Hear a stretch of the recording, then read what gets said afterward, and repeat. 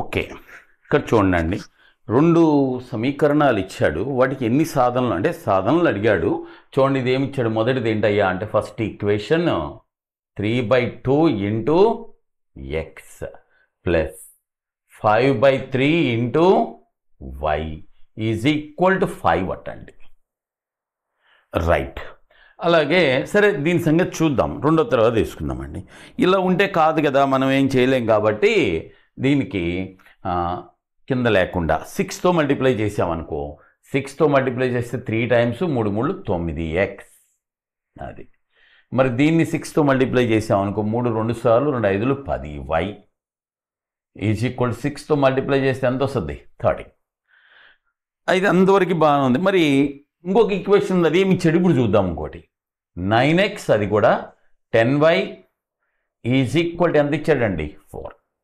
So ఇక్కడ దీనికి చూడండి ఎన్ని సాధనలు ఉంటాయి, solutions.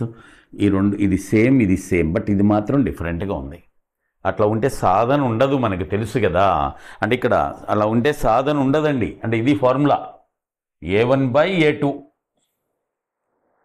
Is equal to b1/b2 that is not equal to c1/c2 అయితే ఇది ఈ రెండు 1 9/9 10/10 ఈక్వలే, బట్ ఇది మాత్రం డిఫరెంట్గా ఉంది. అటువంటప్పుడు సాధన లేదు, అంటే నో సొల్యూషన్, దానికి సాధనలు ఏమీ ఉండవు. ఓకే.